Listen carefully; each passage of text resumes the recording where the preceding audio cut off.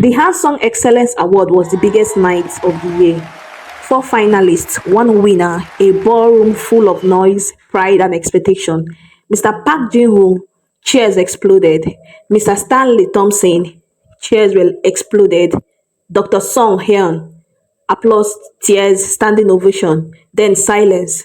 Dr. Adeze Okafor, no one clapped, no one stood. A woman walked alone to the stage.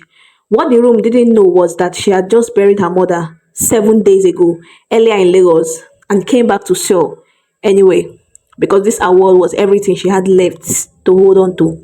Then a small boy stood up in the middle of the ballroom. Clear voice, no hesitation. She is my mother, and she is the most beautiful woman in this world. The room broke.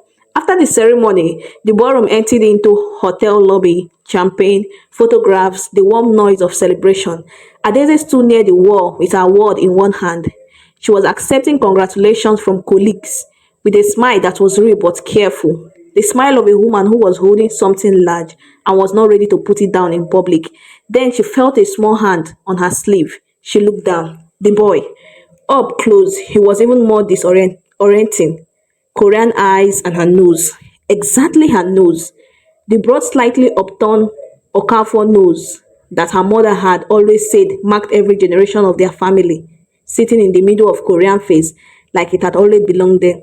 She crouched down slowly. Hello, she said carefully. Hello, he said, completely calm. I am Kang Minje. Minje, she said it slowly. That was very brave, you did. It is not brave, he said simply. It was true. She looked at his face for a long moment, the nose, the eyes, everything pulling at the back of her mind that she was not ready to name. Who brought you here tonight? My dad. And where is your dad? Looking for me, I came to find you first. She studied him. Why did you come to find me? He looked at her with a directness that did not belong to a child and said, because someone had to. Her throat tightened. She stood up slowly. Can you show me your dad?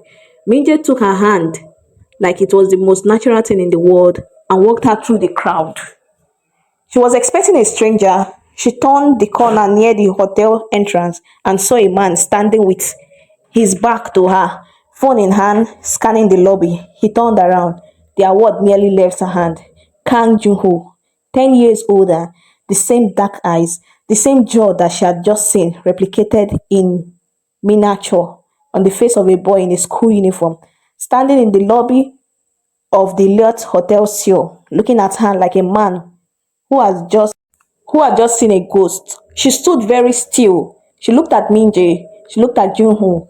She looked at Minje's nose, her nose on his face. The voice came out very quiet. Is this child mine? Junho's mouth opened. Nothing came out. Junho, at Daisy. Is this child mine? He looked at the floor. He shifted his weight. He turned slightly as if the lobby exit had become interesting to him. She stepped directly in front of him.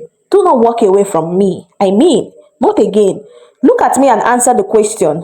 Minje stood beside them, watching the calm of someone who had known this conversation was coming and had decided to be present for every word of it. Jaehyun looked at her. His jaw worked. Then quietly, he said, yes. The lobby continued around them, glass clicking, laughter, some people taking pictures. Adeze stood very still for 3 seconds. Then, my lawyer will contact you this week. I want a DNA test. I want it done immediately. Jehu blinked. Adeze, can we just this week, Jehu? She looked at Minju. She touched his face one more time. Then she picked up her award and walked out of the Seoul night. She held herself together in the taxi, in the elevator, until her apartment door closed behind her. Then she sat on the kitchen floor and cried in a way she had not allowed herself to cry in 10 years.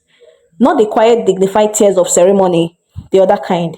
The kind that comes from somewhere so deep in the body it has no manners, no timing, no consign for composure. She cried for her mother in the red Lagos death. She cried for the pregnancy she had hidden from everyone, for the scholarship they took from her when it started showing, for being sent away from the university like something embarrassing to be managed, for the flight back to Lagos with empty arms, for the 1 minute they had given her to hold her own son before a nurse she had never met took him away, for the transaction money sitting untouched in a bank account for 10 years because she had never been able to bring herself to spend it.